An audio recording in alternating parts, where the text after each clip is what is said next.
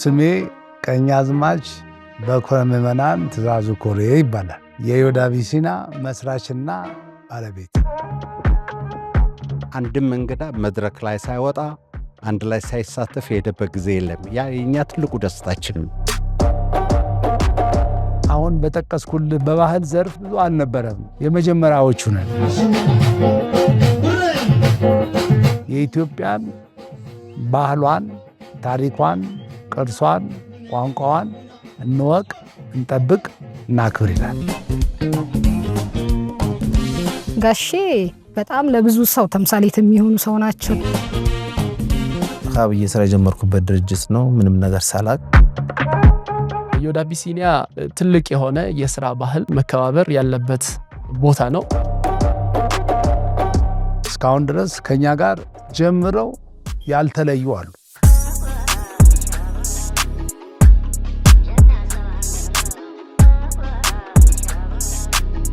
ሙሉ ስሜ ቀኛዝማች በኩረ ምዕመናን ትእዛዙ ኮሬ ይባላል። የዮድ አቢሲና መስራችና ባለቤት።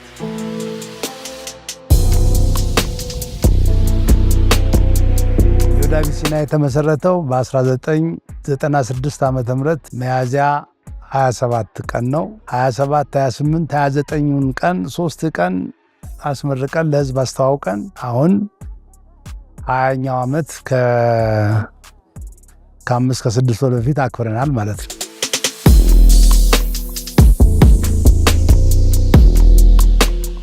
ሐሳቡ ቀደም ሲል የንግድ ድርጅት ነበረኝና በባህል ዘርፍ ያኛውን ስራ ሳቋርጥ የኢትዮጵያን ታሪክ፣ ባህል፣ ቅርስ፣ ቋንቋ ማስተዋወቅን በጣም ከልቤ አስብ ስለነበረ ሐሳቤን እግዚአብሔር ተቀብሎ አሁን ያለበት ደረጃ ደርሷል ማለት ነው።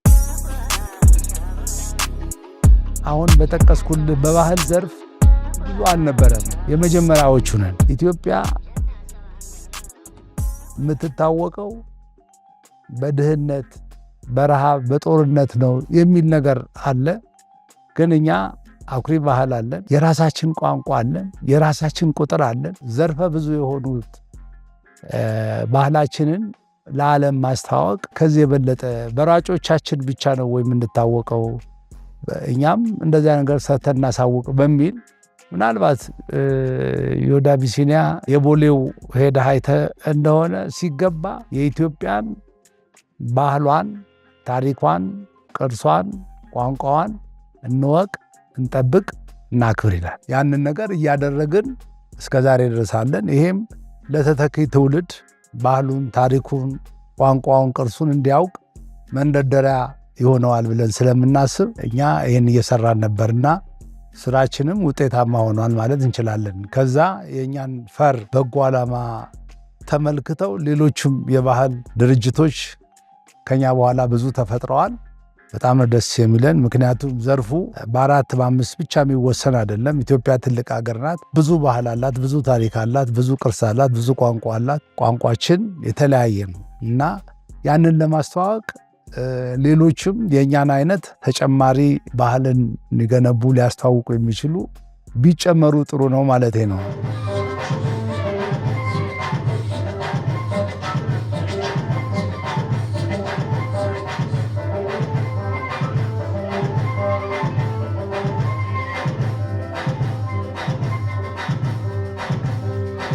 በ2000 ዓመተ ምህረት መጀመሪያ ያቋቋምነው ዮድ አቢሲኒያ ሙሉ በሙሉ በሳት ወደመ። እንደገና ለመቋቋም ብለን ያችን ለተወሰነ ጊዜም እንግዶቻችን በጣም ለምደውን ስለነበረ እነሱ እንዴት እንበትላለን ብለን ለተወሰነ ጊዜ ወደ ሳር ቤት ሄደን ሳር ቤት ለማቋቋም ሞከርን። በዛው አካባቢ ደግሞ በ50 እና 60 ሜትር ርቀት ላይ ሌላ ግንባታ ማድረግ ቻልን፣ አቋቋምን። እውነት ለመናገር የኢትዮጵያን ባህልና ታሪክ፣ ቅርስ፣ ቋንቋ የሚያስተዋውቅ ሰው ድጋፍ ነው የሚደረግለት። ህገወጥ ግንባታ ነው በሚል አፍርሱና ፎቅ ስሩ ነው የተባልነው።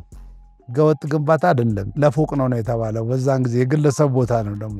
አፍርሱ ተብለን ሌሎች ሰዎች ተከራይተውት ያውም እነሱ ውጡ አልተባሉም እኛ ውጡ ተብለን በእነሱ ተተካን ማለት ነው። ነገም ሌላ ቀን ብሎ ከማሰብ አንጻርና እግዚአብሔርን አምኖ ያፈረ የለም በሚል የሱን ተስፋ እየጠበቅን የሱን ተስፋ እንደማይቋረጥ ስለምናምን በዛ መንገድ ሄደን አሁን እውነት ለመናገር ያው ከመፍረስም ከምንም ድኖ መቋቋም ችሏል ማለት ነው። ዘሪሁን ክብረት እባላለሁ። የዮድ አቢሲኒያ ጠቅላላ ንግድ አክሲዮን ማህበር ዋና ስራ አስፈጻሚ ነኝ። ዮድ አቢሲኒያ ከ2003 እንደ አውሮፓውያን አቆጣጠር ከተመሰረተበት ጊዜ አንስቶ በተለያዩ የንግድ ስራዎች ላይ ተሰማርቶ በርካታ ለሀገር ለወገን ጠቃሚ የሆኑ ስራዎች ላይ ተሰማርቶ ከፍተኛ ውጤትን ያስመዘገበ ያለ ድርጅት ነው። ከተመሰረተበት ጊዜ ጀምሮ የተለያዩ ውጤቶችን አስመዝግቧል፣ በመስፋፋትም በእድገትም። እነዚሁም ደግሞ ለሀገር ያለው አስተዋጽኦ በየጊዜው እያደጉ የመጣ ድርጅት ነው። ዮድ አቢሲኒያ እንዳደረጃጀት በአሁኑ ሰዓት ከ350 በላይ ለሆኑ ሰራተኞች የስራ ዕድልን ፈጥሮ ዕለት ተዕለት ተግባር ላይ አሰማርቶ የኢትዮጵያን ባህል በሚወክል መልኩ የተለያዩ አገልግሎቶችን አገር በቀል በሆኑ የስራ ሂደቶችና አመራሮች እየሰራ ነው የሚገኘው።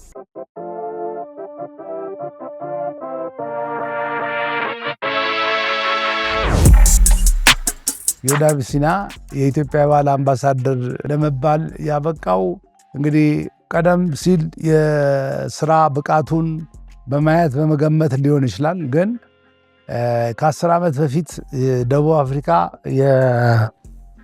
የዓለም ዋንጫ ይካሄድ ነበር። በዛ ዋንጫ ባህልና ታሪኳን የሚገልጽ ነገር ሁሉም በየአገሩ እንዲያዘጋጅ ተብሎ ተወስኖ ስለነበረ የኛም የኢትዮጵያን ባህል ለማስተዋወቅ አቅም ይኖረዋል ብሎ በወቅቱ የተመረጠው ድርጅት የኛ ድርጅት ነበር። የኢፌዴሪ ፕሬዝዳንት ግርማ ወልደ ጊዮርጊስና የውጭ ጉዳይ ሚኒስትር የነበሩ ስዩም መስፍን እነሱ ጋር ቀርበን ይህን ኃላፊነት እንድንወስድና እዛ በቃ ኢትዮጵያን የሚወክል ነገር እንድናሳይ ተመረጥን። በዛው የኢትዮጵያን የባህል አምባሳደር በሚል እውቅና ተሰጠን። ዮድ አቢሲኒያ ከተሰማራባቸው የንግድ ስራዎች ውስጥ በዋነኛነት ከመጀመሪያው ጀምሮ ሲሰራ የቆየበት የባህል ምግብና መጠጥ አዳራሽ በጣም የሚታወቅበትና ሰፊ ደንበኞችን የሚያስተናግድበት ነው። ሁለተኛው እንደዚሁ ከምስረታው ጀምሮ በጉዞና አስጎብኚ ድርጅት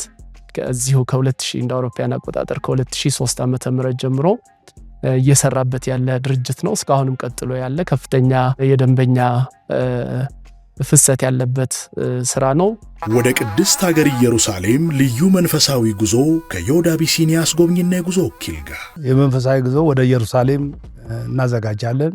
ኢየሩሳሌም፣ ግብፅ፣ የተለያዩ መንፈሳዊ ጉዞዎችን እናዘጋጃለን። ጎን ለጎን ደግሞ የእረፍት ቦታዎች ለማሳለፍ ለምሳሌ ከአሁን በፊት ፈረንሳይና ፖርቹጋልን አዘጋጅተናል። አንድ ቲም ይዘን ሄደን አድርሰን አልተናል። በሌላ ጊዜ ደግሞ ቱርክና ግሪክን አስጎብኝተን መተናል። በሌላ ጊዜ ደግሞ ማሌዥያ፣ ቬትናምን፣ ሲንጋፖርን እነኚህን ሶስቱን አሳይተን መተናል። ከመካከለኛው ምስራቅ በተጨማሪ እነኚህን ሩቶች አድርሰናል። በተለያየ ምክንያት ተቋርጦ ነበር። አሁን ግን በተጠናከረ መልኩ እንደገና እንቀጥላለን ማለት ነው።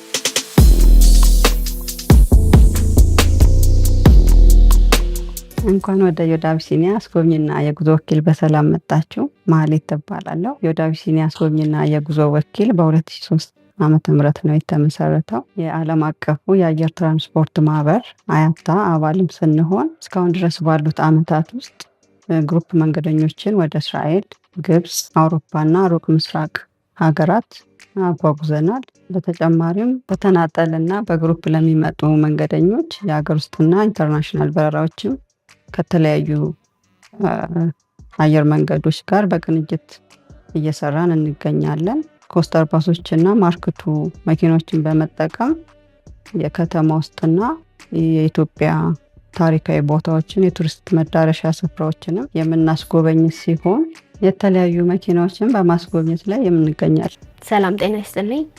ሶስና ገብረ ማርያም እባላለሁ። የጃንደረባው ጉዞ ወደ ቅድስት ሀገር ኢየሩሳሌም ዋና አስተባባሪ ነኝ። ዮድ አቢሲኒያ ከተመሰረተ ከ14 ዓመት በላይ ሆኖታል። በዚህም ጊዜያት ውስጥ ወደ ቅድስት ሀገር ኢየሩሳሌም በግሩፕ ከ65 በላይ ምዕመናንን አጓጉዘናል። በተጨማሪም ደግሞ የሽርሽር ጉዞዎችን 6 ጊዜ አድርገናል። በዋናነት የምንሰጠው አገልግሎት ወደ ግብጽ ሀገርና ወደ ቅድስት ሀገር ኢየሩሳሌም መንፈሳዊ ጉዞዎችን እናደርጋለን። በነዛም በነበረን ጊዜ 14 ዓመት ውስጥ ከ6000 በላይ ምዕመናትን አጓጉዘናል። ሽልማቶቹ ብዙ ናቸው። የውጭም አለበት የሀገር ውስጥም አለበት። ለምሳሌ ከውጭ አሁን ለምሳሌ የኢትዮጵያና የኮሪያ ወዳጅነት የቆየ ነው። ለዛ ፕሮግራም እኛ ስፖንሰር አድርገን ነበረ። እዛ 50ኛ ዓመት በሚከበርበት ጊዜ የተላከልን ሽልማት አለ። ከሀገር ውስጥ ቆጥሬ አልጨርሳቸው። በቅርብ ጊዜም የበጎ ሰው ተሸላሚ ነን። ይሄ የበለጠ እንድንተጋ እንድንበረታታ ያግዘናል።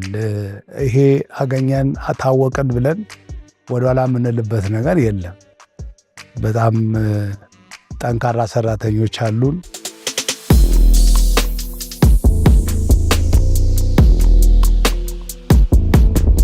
እውቅና የሚለው ነገር ብቻ ሳይሆን አስተያየት የሚሰጡት ሰዎች ደግሞ በፎቶግራፍ እንዳያችሁ ነው። ከጠቅላይ ሚኒስትር ኃይለ ማርያም ደሳለኝ ጀምሮ የሰጡት አስተያየት በጽሁፍም ማየት ይቻላል፣ በፎቶግራፍም ማየት ይቻላል። እና ዮድ አቢሲኒያ መጥቶ ተዝናንቶ ተደስቶ ያልሄደ ወይም ደግሞ ትንሿን ኢትዮጵያ አየናት፣ የኢትዮጵያን ገጽታ በትንሿ በዚች ቤት አየናት፣ ለእኛ ደስ ይለናል። ከዚህ የበለጠ እርካታ የለም።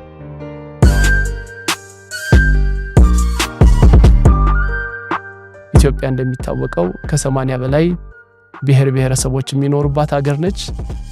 እነዚህም ባህል ወክሎ መገኘት ቀላል አይደለም። ማገለጫዎቹም ሰፊ ስለሆኑ ማለት ነው። ዮድን ስንመለከተው እነዚህን ሁሉ በዓላት ወይም ባህሎች የምናገኝበት ትንሿ ኢትዮጵያ ነው ብለን ማስቀመጥ እንችላለን። ቁጥሩን አሁን አላስታውሰውም። ከ30 ያነሱ ናቸው።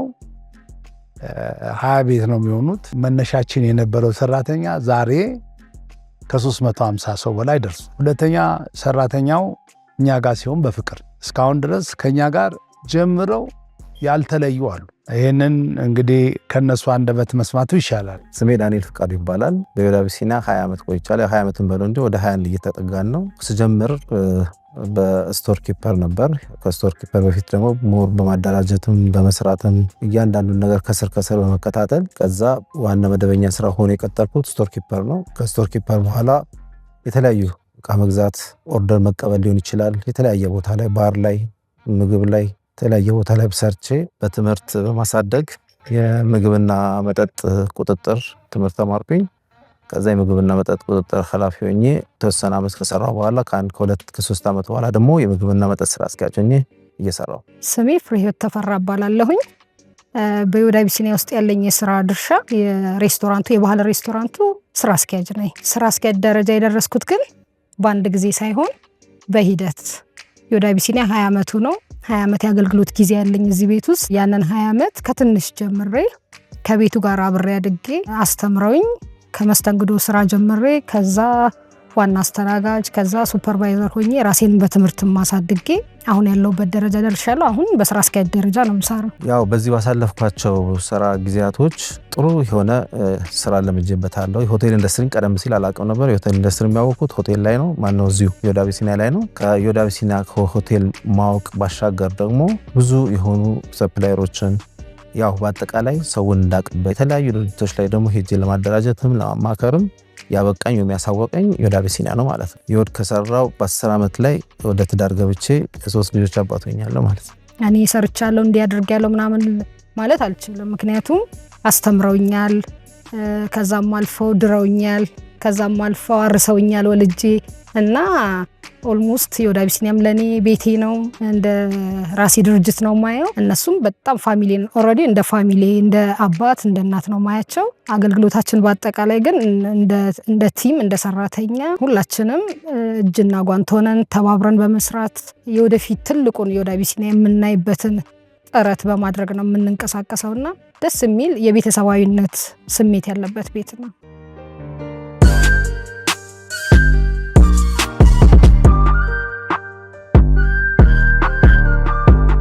የወደ አቢሲኒያ የመጀመሪያ ሆቴልም ቱርም ሬስቶራንትም እንዲኖረው አስበን ሆቴሉን በኪራይ ነበር ስንጠቀምበት የነበረው። ነገር ግን ያው ሁሉም ነገር አመቻችተን ከጨረስንና በጣም ካሳመርነው በኋላ ባለቤቶቹ ደግሞ ወደዱት። እኛ ካሳመርነው በኋላ መልሱልን አሉት። ስለዚህ መለስንላቸው ማለት። ስለዚህ የራሳችን የሆነ ነገር ፍለጋ ሄድን ማለት። የራሳችን ፍለጋ ስንሄድ አሁን ሳሊተ ምሕረት የሚገኘው የወደ አቢሲኒያ ኢንተርናሽናል ሆቴል አገልግሎት ሲሰጥ የነበረ ሆቴል ነው። እኛ ገዛ ነው። ከገዛ ነው በኋላ ብዙ መሻሻሎች አርገን እያደስ ነው። ተጨማሪ ቦታ ነበረው። ያንን ቦታ የባህል ምግብ አዳራሽ ያደረግነው። አሁን እውነት ለመናገር ሆቴሉ ከባህል ምግብ አዳራሽ ጋር በጣም ተቆራኝተው በጣም ነው የሚሰሩት። እዚህ ማረፍ የፈለገ ሰው የባህል ሙዚቃውን ሰምቶ የባህል ምግቡን ተመግቦ ወደ ማረፊያው ይሄዳል።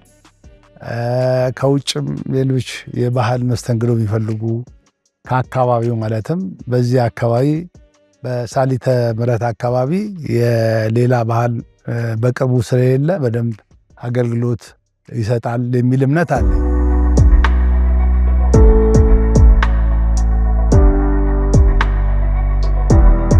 ጂም አለ፣ ሳውና አለ፣ ስቲም አለ፣ ሞሮኮ አለ፣ የስብሰባ አዳራሾች አሉ። ለሰርግ አዳራሽም አገልግሎት ይውላል። መልቲፐርፐስ ሆል ማለት ነው። አንድ ሆቴል ሊያሟላ የሚገባውን ነገር በሙሉ ትልልቅ ቦታ ኖሮ እንግዲህ የመዋኛ ቦታ ካልሆነ በስተቀር ሌላውን ሁሉ ነገር እያሟላ ነው ያለው ማለት ይቻላል።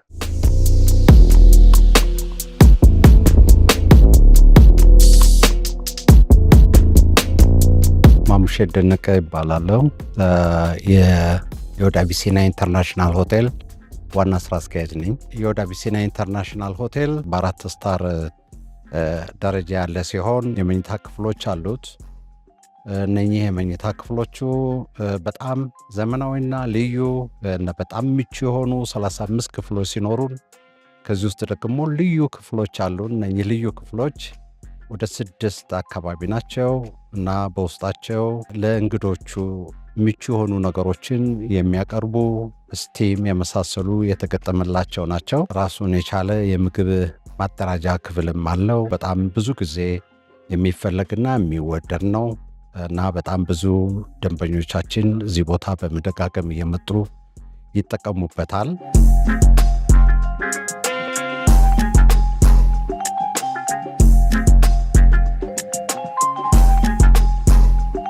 ትልቁ የሆቴሉ ውበት የዚህ የአገር ባህል ምግብ ቤቱ ነው።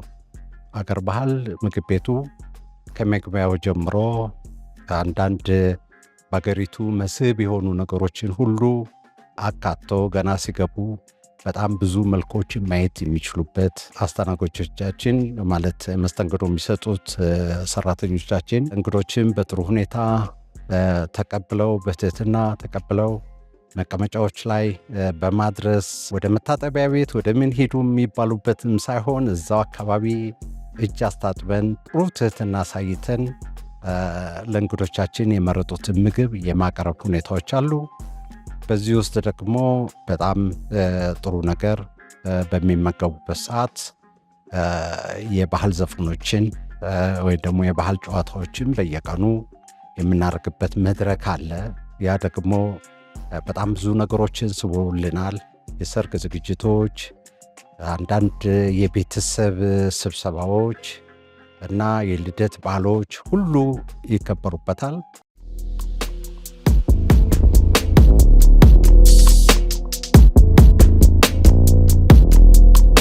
ሆቴሉ ራሱን የቻለ ጂም አለው።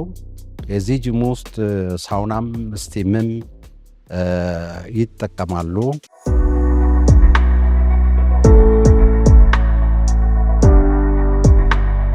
ድርጅቱ ላውንድሪም አለው። የድራይ ክሊኒንግ እንሰጣለን።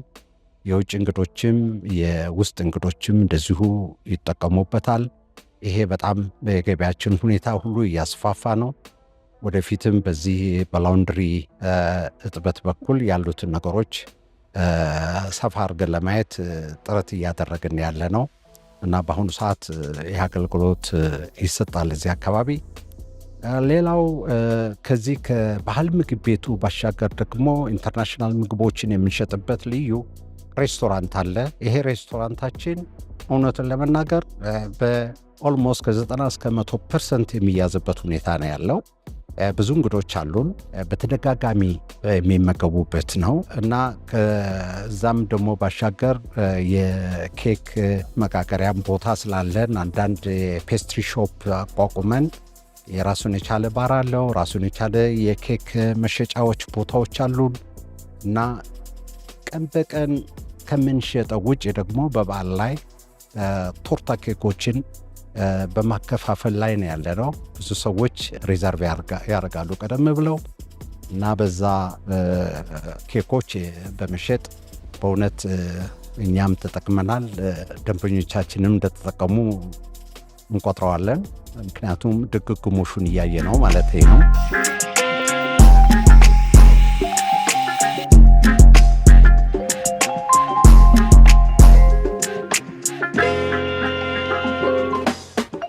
የባህል ምግብ ቤቱ፣ የዘመናዊ ሬስቶራንቱ፣ ፔስትሪው በሙሉ የሚጠቀመው ኪችን ወይም ደግሞ የምግብ ማደረጃ ክፍል አለን። ይሄ ምግብ ማደረጃችን በጣም ዘመናዊ የሆነና ሁለት ጋር የተከፈለ ነው።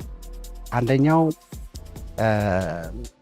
በተለየ መልኩ የአገር ባህል ምግብ የሚዘጋጅበት፣ ወጣወጦች የሚሰሩበት፣ ክትፎ የሚከተፍበትና የሚዘጋጅበት ክፍል ሲሆን አንደኛው ደግሞ የዚህ የውጭ ምግቦችን የምናዘጋጅበት ክፍል ነው እና በጣም ዘመናዊና የተደራጀ መሆኑን ለመግለጽ እወዳለሁ እዚህ ላይ።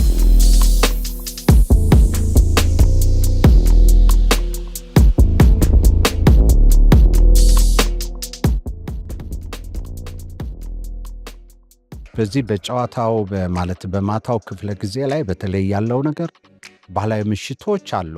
እነኚህ ባህላዊ ምሽቶች ምንድን ነው? የሁሉንም ብሔረሰብ አካተው የሚጫወቱ ስለሆነ እውነቱን ለመናገር አንድም እንግዳ መድረክ ላይ ሳይወጣ አንድ ላይ ሳይሳተፍ የሄደበት ጊዜ የለም። ያ የእኛ ትልቁ ደስታችን ነው።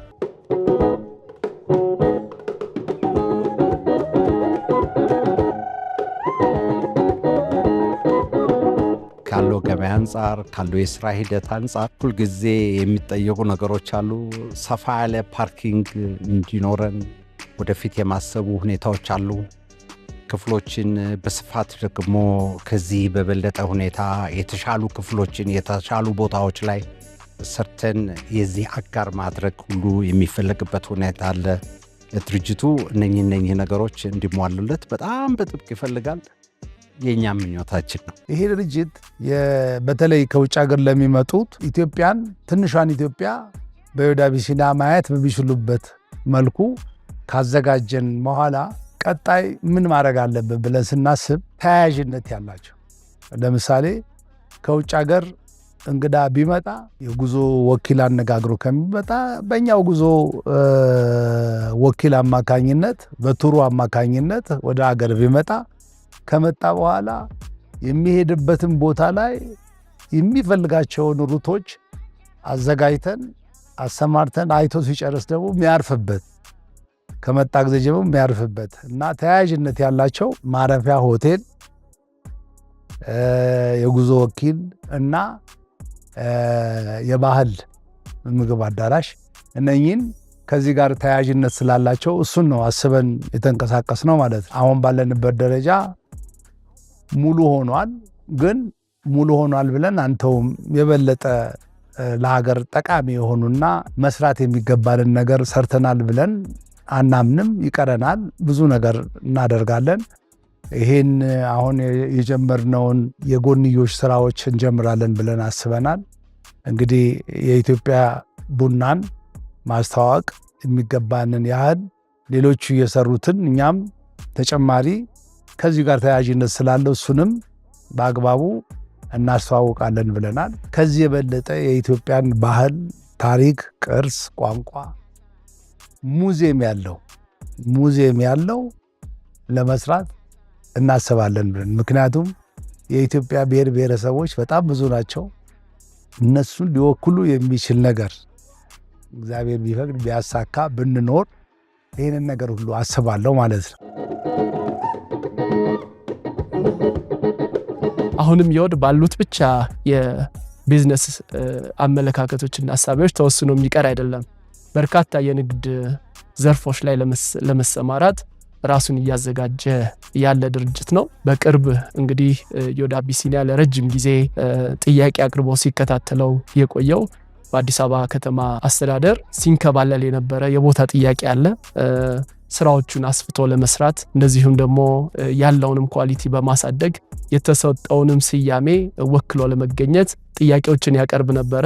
2017 እድለኛ ሆኖ ስራውን አስፍቶ ሊሰራበት የሚችል በከተማ አስተዳደሩ ቦታ አግኝቶ የራሱን ዝግጅት እያደረገ ነው። እንግዲህ በቦታው ላይ ከባህል መሰረትን ያደረገ ኢንተርናሽናል ዓለም አቀፍ ሆቴልን ከመገንባት ጀምሮ ብዙ ኢንዱስትሪውን ወይም ደግሞ የምንሰራበትን መስክ የሚመለከቱ ነገሮችን ለመገንባት በትልቅ ዝግጅት ላይ ያለ ድርጅት ነው።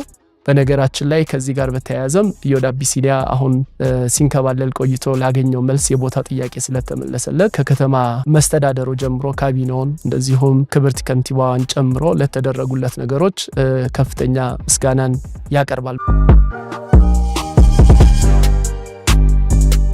ጉራጌ ዞን ላይ ሎጅ ለመክፈት በስራ ሂደት ላይ የሚገኝ ድርጅት ነው። በአጠቃላይ ዮድ አቢሲኒያ በአሁኑ ወቅት በ4 ዘርፎች ላይ በንግድ ስራ ላይ ተሰማርቶ ለሀገር ለወገን ጠቃሚ የሆኑ ነገሮችን በማከናወን ላይ የሚገኝ ድርጅት ነው። ቅድም እንደገለጽኩት ከ350 በላይ ሰራተኞችን በውስጡ ይዟል። በተመሳሳይ በቅርብ ጊዜ ከ2015 ጀምሮ ካለው ስፋትና ወደ ንግዱ እየገባበት ወይም ወደ ስራ እየገባበት ያለው መንገድ እየተጠናከረ በመምጣቱ በዚህ ወቅት በኮርፖሬት ደረጃ ተዋቅሮ በኮርፖሬት ማኔጅመንት የተለያዩ ስትራክቸሮችን አዘጋጅቶ ዘመኑን የመሰለና ዘመኑን የዋጀ ስራ ለመስራት ሙሉ ዝግጅት አድርጎ በዘመናዊ የአመራር ሂደት ውስጥ ለማለፍ ስራዎችን በማደራጀት ላይ የሚገኝ ድርጅት ነው።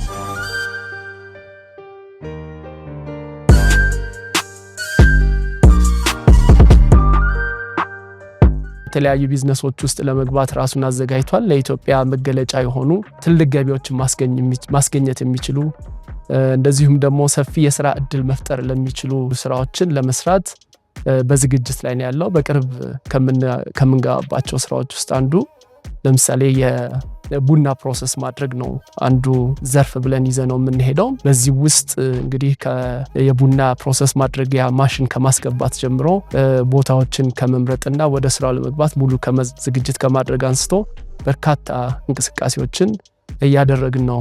ዮድ አቢሲኒያ በተለይ መስራቹ በትርፍ ኑሮ ነው የሚኖረውና ፋውንዴሽን የዮድ አቢሲኒያ ፋውንዴሽን አቋቁሞ ጧሪ ያጡ አረጋውያንና አሳዳጊ የሌላቸው ህጻናትን ለማገዝ የሚሰራ ድርጅትን ማቋቋም ነው የምፈልገው። ረጅም ጊዜ ሲንከባለል የነበረ የቦታ ጥያቄ ነበረ።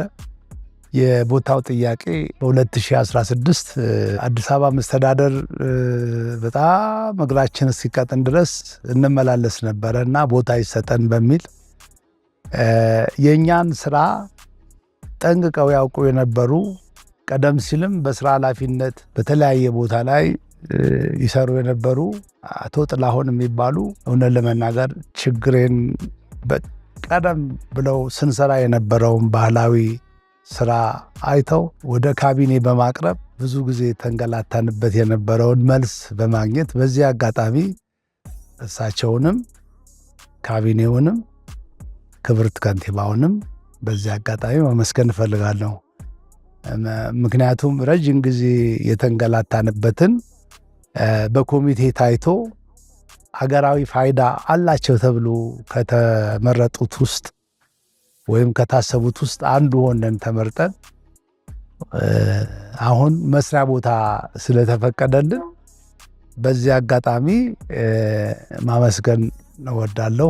ለመነሻዬ ብዙ ምክንያቶች አሉ። ከምክንያቶቹ አንዱ አቶ ሳሙኤል ታፈሰ የሰንሻይ ባለቤት እና ወይዘሮ ፈትለ ወርቅ ባለቤታቸው መነሻዬ ናቸው። የእግዚአብሔር መልእክተኞች ናቸው።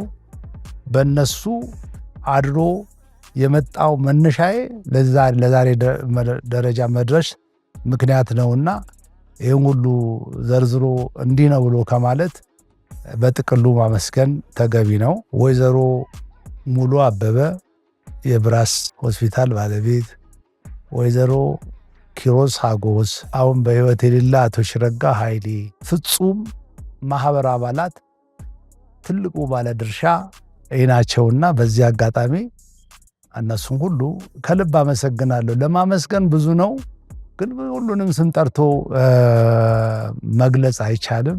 ባለቤቴ ምረት ጎሳኤ የልጅ አዋቂ ናት። ፈተናዎችን ከኔ ጋር አይታ እዚህ ደረጃ ለመድረስ በትዳር ከተገናኘንበት ጊዜ ጀምሮ እያገዘችኝ ለዚህ መድረስም ትልቁ ምክንያቴ ናትና በዚህ አጋጣሚ እሷንም ከልብ አመሰግናለሁ። ዮድ በሚነሳበት ጊዜ የዮድ በውስጡ ያሉ ሰራተኞች ናቸውና እነሱ ባይኖሩ ከነሱ ጋር ባንሆን ኖሮ በጋራ ባንሰራ ኖሮ እዚህ ውጤት መድረስ አንደርስምና የዮድ አቢሲኒያ አባሎች በሙሉ ከልብ አመሰግናለሁ።